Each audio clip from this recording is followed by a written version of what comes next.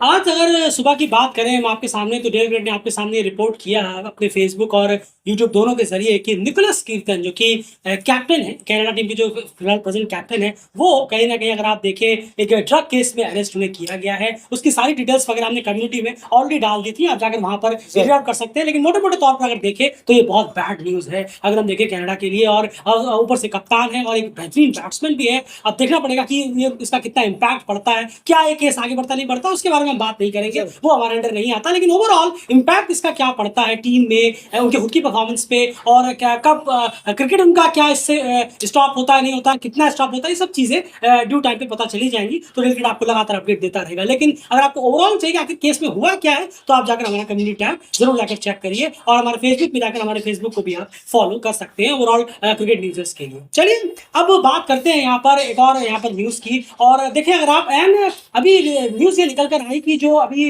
Hong Kong contender series है वहां पर जो न्यूली अपॉइंटेड कोच है नेपाल के मिस्टर स्टुअर्ट लॉ जो कि ऑस्ट्रेलियन है, और उनके बारे में किस तरीके के हैं क्या कुछ है उनके उनके बारे में पूरी डिटेल एक वीडियो कोच की हमने ऑलरेडी बनाई हुई है। अगर आपने मिस किया तो जाकर एक बार अभी सर्च करिए, एक दो दिन पीछे, दो चार दिन पीछे की ही है, अगर सर्च करिए आपको मिल जाएगा। उस वीडियो को जरूर एक बार सुनिए। देन वो इस दौरे में टीम के साथ नहीं होंगे, ऐसा क्यों?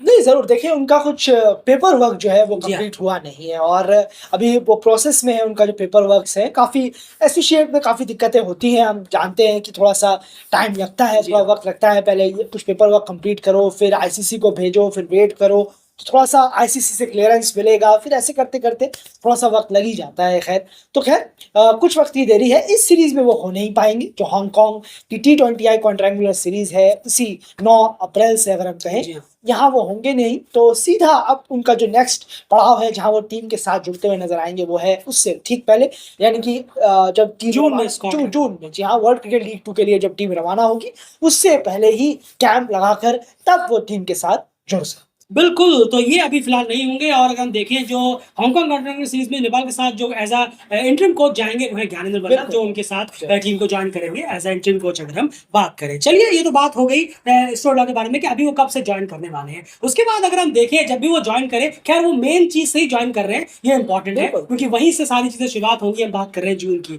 यानी सबसे बड़ा अगर आप देखें 2 जो सबसे बिगेस्ट चैलेंज उनके सामने टीम के लिए रहेंगे, इस साल की हम बात कर रहे हैं। इस साल के एंड तक जो 2 बिगेस्ट चैलेंज उनके सामने रहेंगे, उसमें से जो पहला चैलेंज है वो किस तरीके का है और कितना बड़ा है समझाने की कोशिश करेंगे। नहीं, बिल्कुल देखिए पहला चैलेंज तो ऑब्वियसली है वर्ल्ड क्रिकेट लीग 2 में जो नेपाल की पोजीशन है, बात करें तो बहुत ख़राब है। आप 7वें नंबर पे जो नेपाल टीम है वो मौजूद है, काफ़ी हार चुकी है, बहुत मुश्किल से वो ट्राई कर पा रहे हैं, कुछ जीत निकाल पा रहे हैं, ऐसा हमें होता हुआ दिख नहीं रहा है। तो खैर ये चीज़ सबसे पहली प्रायोरिटी होगी और होनी भी चाहिए स्टुअर्ट लॉ सर की, कि जब वो आएँ तो यहाँ पर कैसे, किस तरीके से वो टीम कॉम्बिनेशन बनाएँगे, किस तरीके से वो तैयारियाँ कराएँगे, किस तरीके से टीम को 7वें पायदान से उठाकर चौथे या 5वें या कहीं भी ऊपर, कम से कम चौथे 5वें, कम से कम। जी हाँ, तो ज़रूर वहाँ तक कैसे पहुँचाया जाएगा और तैयारियाँ किस लिहाज से होंगी, कितना ध्यान दिया जाएगा 50 ओवर में। और एक चीज़ सिलेक्शन जो प्रोसेस होगा 50 ओवर को लेकर, वर्ल्ड क्रिकेट लीग 2 को लेकर, वो क्या रहेगा? क्या वही प्लेयर हमें राउंड एंड राउंड नज़र आएँगे या जून में जाने वाले कुछ प्रिपरेशन कैंप के नाम तो आ गए हैं ऑब्वियसली, उसमें कुछ खासा हमें पूल में तो दिख रहे हैं बहुत सारे प्लेयर, मेन 15 में कितने होंगे वो नहीं पता। तो ये भी एक उनके सामने बहुत चैलेंज रहेगा कि क्या वो जो देखना चाहते हैं कुछ नए नाम, क्या मैनेजमेंट उन्हें वो देगी छूट, क्या जो सिलेक्शन कमेटी है क्या वो उन्हें छूट देगी, क्या कप्तान को ये चीज़ पसंद आएगी कि इस प्लेयर को बाहर करो, इसको अंदर लेकर आओ। और वो भी इतना नहीं जानते, वो भी इन प्लेयरों के बारे में इतना नहीं जानते हैं कि जून में आए 15 दिन पहले और सब कुछ जानने लग गए। हाँ। मुश्किल होता है 15 दिन पहले और 1-2 महीने पहले आना, इसमें बहुत फ़र्क है, थोड़ा समझना। तो अब मैनेजमेंट वाले और कप्तान वगैरह सब मिलकर बताएँगे कि इन्होंने ये किया था डोमेस्टिक में, इनका कुछ रिकॉर्ड ये है, हाल में इन्होंने ऐसा किया था, ऐसे रन बनाए थे, तो तब जाकर कुछ पता चलेगा। लेकिन सबसे पहले तो कुछ चीज़ें ज़रूर हैं कि टीम में 11 क्या बनेगी, टीम में कौन 15 आएँगे, इस साल हमें कौन से प्लेयर पुराने हैं जो परफॉर्मेंस नहीं कर रहे, उन्हें बाहर करने का जो चैलेंज है, क्या वो टीम उठा पाएगी? ये क्वेश्चन मार्क बहुत बड़ा है कि कुछ प्लेयर ऐसे हैं जो बहुत टाइम से टीम के साथ चिपके हुए हैं 50 ओवर में, लेकिन परफॉर्मेंस बिल्कुल खराब हो जा रही है।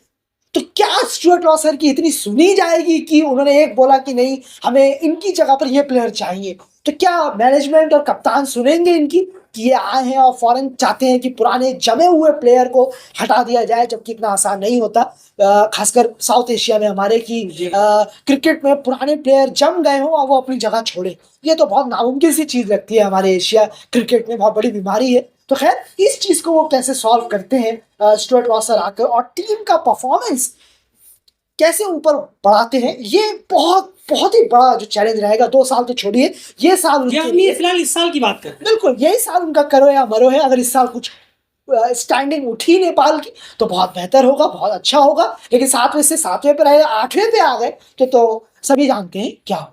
बिल्कुल सही कहा आपने, क्योंकि इसमें से जो 2-3 सीरीजेस खेलनी है इस साल नेपाल को वर्ल्ड कप लीग 2 में, उसमें से 2 जो है वो घर के बाहर है। एक तो स्कॉटलैंड में ही है, जहां पर स्कॉटलैंड और नीदरलैंड उनका टेस्ट लेंगे, और इतना बिल्कुल आसान भी होने वाला वहां पर है नहीं। और दूसरी सीरीज है यूएई में, डेफिनेटली यूएई में है, एशिया में जरूर है लेकिन घर से बाहर है। और उसमें एक जो दूसरी टीम है वो है यूएसए, जो कि टॉप फॉर्म में चल रही है और बेहतरीन उनके पास क्रिकेटर्स मौजूद है। वो भी सीरीज आप बहुत टफ मानकर चलिए। उसके बाद जाकर नवंबर में अपने घर में उनकी सीरीज होनी है ओमान और यूएई। लेकिन तब तक जो शुरू के 2 सीरीज है उसमें अगर मिनिमम 4 मैच नेपाल नहीं जीता 8 में से, तो लास्ट सीरीज आते आते बहुत ज्यादा दिक्कतें का सामना करना पड़ सकता है। अगले चैलेंज की बात करते हैं। ये बहुत इंपॉर्टेंट चैलेंज है। बताया कि जो खराब परफॉर्मर है, क्या उनको निकाला जाएगा, नहीं निकाला जाएगा, वो क्या चाहेंगे सिलेक्शन में, सिलेक्शन कमेटी क्या चाहेगी, ये सब से देखने वाली बात होगी। एक और चैलेंज यहाँ पर फैक्टर उठ के आता है और वो है एशिया ईएपी रीजनल फाइनल। ये बहुत बड़ा फैक्टर है। सीधे सीधे T20 वर्ल्ड कप का टिकट है आपके सामने। और इस बार एक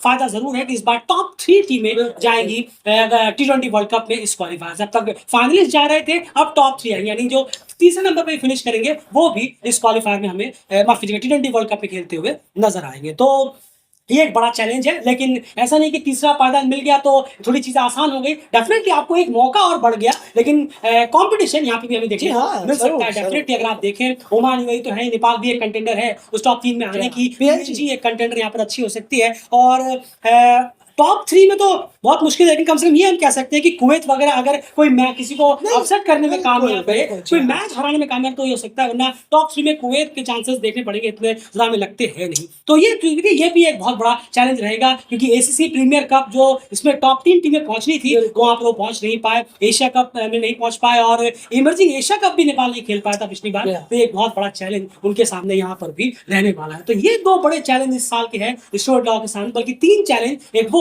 कि क्या वो जो सिलेक्शन प्लेयर्स चाहते हैं वो होंगे कि नहीं, क्या वो मेरिट के दम पर प्लेयर सेलेक्ट करेंगे या नहीं, करने दिया जाएगा या नहीं, ये सब चीजें बहुत इंपॉर्टेंट है। वरना हम लगातार आपसे कहते हैं, इस वक्त जो अभी जो डोमेस्टिक के प्लेयर को हटा दीजिए, जो लास्ट सीरीज खेली थी स्क्वाड की, जो 15 प्लेयर हैं उनमें से 3-4 प्लेयर तो ऐसे हैं जो किसी भी सूरत में डिजर्व नहीं करते ओडीआई की स्क्वाड में होना। दुनिया के किसी भी आदमी के सामने आप हमारी डिबेट करा दीजिए, 2 मिनट के अंदर हम उस डिबेट को जीत लेंगे कि वो प्लेयर किसी भी सूरत में ओडीआई में होने नहीं चाहिए। वो सिर्फ नाम, फैन की सिलेक्शन कमेटी के साथ क्लोजली होंगे, या फिर फैंस का बड़ा एंगेजमेंट आता होगा उनके नाम पर, इसीलिए वो टीम में ओडीआई 50 स्ट्रिक्टली 50 है। बस यही कुछ बातें आपके सामने हमें रखनी थी। फिलहाल इस वीडियो में इतना ही। बने रहिए डेल क्रिकेट चैनल के साथ।